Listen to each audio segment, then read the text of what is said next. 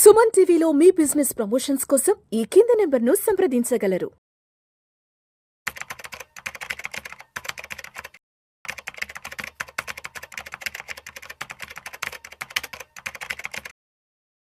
నమస్తే అండి, నేను మీ రేవంత్ చలమల. సో ఈ రోజు ఆర్బీఐ మానిటరీ పాలసీ కమిటీ ఒక అవుట్కమ్ అయితే వచ్చింది.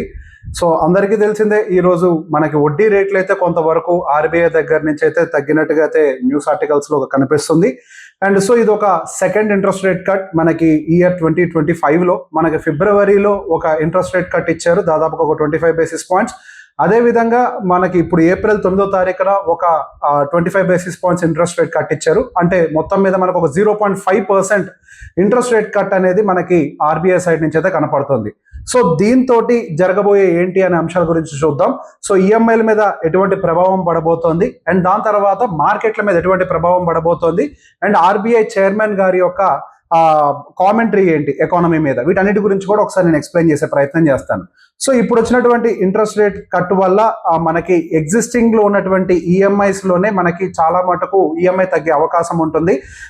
ఫర్ ఎగ్జాంపుల్, ఇప్పుడు ఒక 50 లక్షల లోన్ ఎవరైనా తీసుకొని ఉండుంటే గనక దాదాపుగా అది 44,986 రూపీస్ గా ఉంది. దాన్ని ఇప్పుడు వచ్చినటువంటి ఇంట్రెస్ట్ రేట్ కట్స్ వల్ల 43,391, అంటే దాదాపుగా మనకి 1,600 రూపాయల వరకు కూడా పర్ మంత్ సేవింగ్స్ కనపడుతున్నాయి. అదే విధంగా మనం ఎంటైర్ 20 years కి క్యాలిక్యులేట్ చేస్తే దాదాపుగా 4,70,000 రూపీస్ వరకు కూడా సేవింగ్స్ రూపంలో కనపడుతున్నాయి. సో అదే విధంగా ఇది కేవలం ఎగ్జిస్టింగ్ గా ఉన్నటువంటి లోన్స్ కి మాత్రమే కాదు, కొత్తగా తీసుకోబోయేటువంటి లోన్స్ కి కూడా ఇదే వర్తిస్తుంది.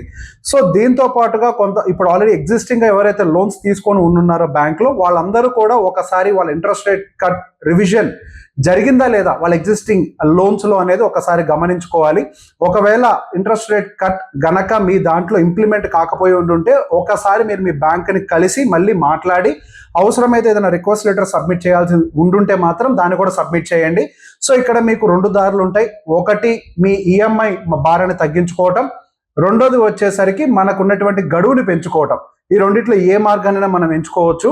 ఒకవేళ మీ దగ్గర సర్ప్లస్ క్యాష్ ఫ్లో లేదు, కొంతవరకు మీరు ఇబ్బంది పడుతున్నారు ఆర్థికంగా అని అనుకుంటే గనక గడువుని పెంచుకొని ఈఎంఐని తగ్గించుకోండి.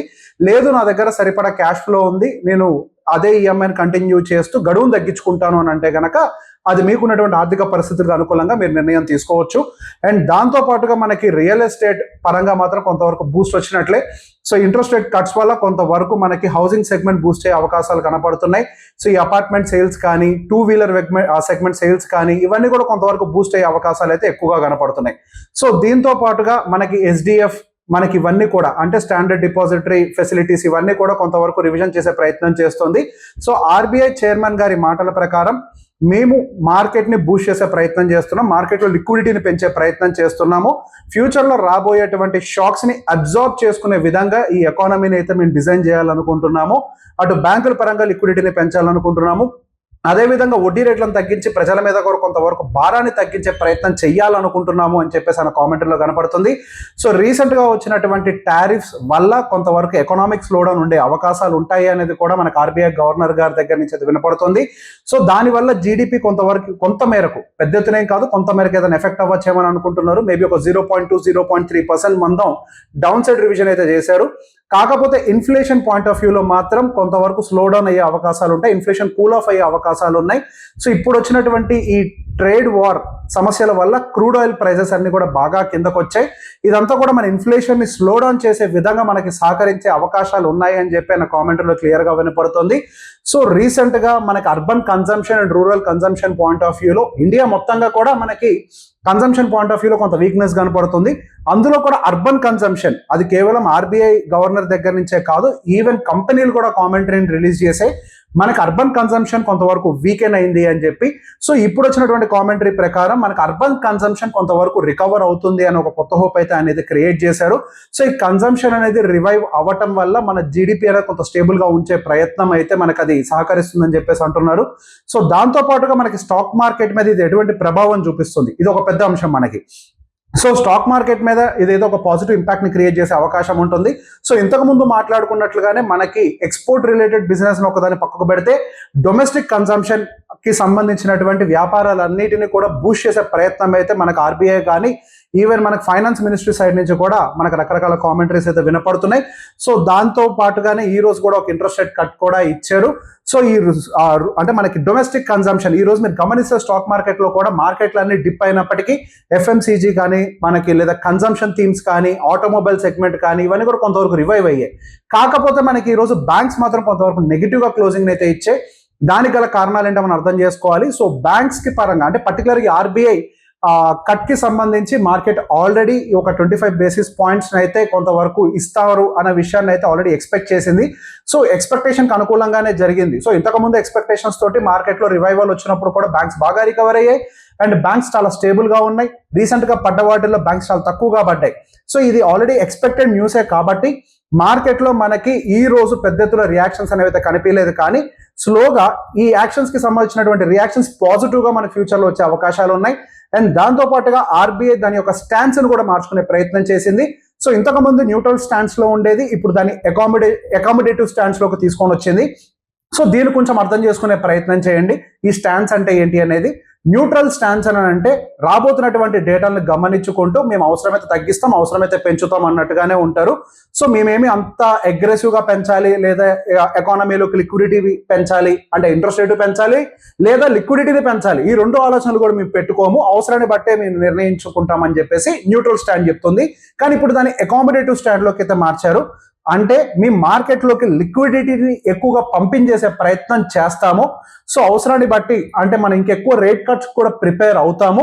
బ్యాంకుల దగ్గర వీటన్నిటి దగ్గర కూడా లిక్విడిటీని ఎక్కువగా ఉంచే ప్రయత్నం చేస్తాము. ఎకానమీని బూస్ట్ చేసే ప్రయత్నం చేస్తాము. సో దీన్ని ఏమంటారంటే ఎకానమీ ఎక్స్పాన్షన్ మోడ్ అని అంటాం. సో ఈ ఎకానమీ ఎక్స్పాన్షన్ మోడ్ వైపుగా ఈవెన్ ఆర్బీఐ కూడా చర్యలు తీసుకోవడం అనేది ఒక మంచి విషయం. అదేవిధంగా మ్యానుఫ్యాక్చరింగ్ సెక్టర్ కి సంబంధించి కూడా కొంత మంచి కామెంటరీస్ అయితే చేశారు. మ్యానుఫ్యాక్చరింగ్ సెక్టర్ సైడ్ కూడా మంచి మొమెంటం కనపడుతోంది. కొత్త కొత్త పెట్టుబడులు అయితే వస్తున్నాయి.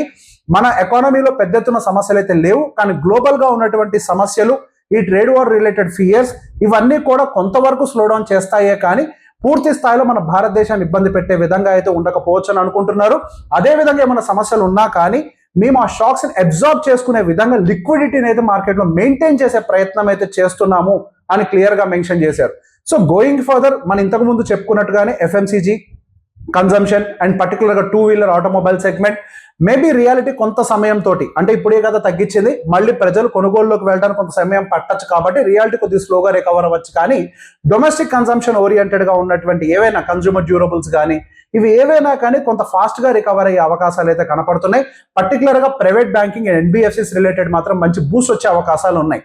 సో ఈ రోజు ఆర్బీఐ మీటింగ్ జరిగిన తర్వాత ఆయన పర్టికులర్ గోల్డ్ లోన్స్ కి సంబంధించి మేము కొన్ని స్టాండ్స్ తీసుకుంటున్నాము అని చెప్పగానే అదొక హార్ష్ స్టాండ్స్ ఏమో ఒక భయంతో ఐఏఎఫ్ఎల్ కానీ ముత్తూట్ ఇట్లాంటి కొన్ని కంపెనీస్ అని బాగా పడిపోయినాయి. సో బేసిక్ అయిన తర్వాత మళ్ళీ దాన్ని క్లారిఫై చేశారు. మేమేమి దాన్ని హార్డ్ స్టాండ్స్ అని మేము చెప్పట్లేదు, మరి కొద్దిసేపట్లోనే మేము ఎటువంటి చేంజెస్ తీసుకుంటున్నాము అన్న ఒక విషయాన్ని పబ్లిక్ గానే మేము దాన్ని రిలీజ్ చేస్తాం టోటల్ రిపోర్ట్ ని అని చెప్పేసి చెప్పారు. సో ఆ రిపోర్ట్ అయితే నేను వీడియో చేసేటానికి అయితే ఇంకా చదవలేదు. సో డెఫినెట్ గా చెప్పిన దాని ప్రకారం పెద్ద ఎత్తున హాట్ స్టాండ్స్ ఏం కాకపోవచ్చు అని అనుకుంటున్నాము. సో ఓవరాల్ గా మనం ఇక్కడ చూసినట్లయితే ఆర్బీఐ చాలా క్లియర్ గా ఎకానమీలో లిక్విడిటీని మెయింటైన్ చేసుకుంటూ ఎకానమీని బూస్ట్ చేసే ప్రయత్నం చేస్తున్నట్టుగానే మనకు అర్థమవుతుంది. ఓవరాల్ గా ఇవాళ జరిగినటువంటి ఆర్బీఐ మానిటరీ పాలసీ మీటింగ్ అయితే ఒక పాజిటివ్ అవుట్లుక్ అయితే డెలివర్ చేస్తుంది. Thank you very much.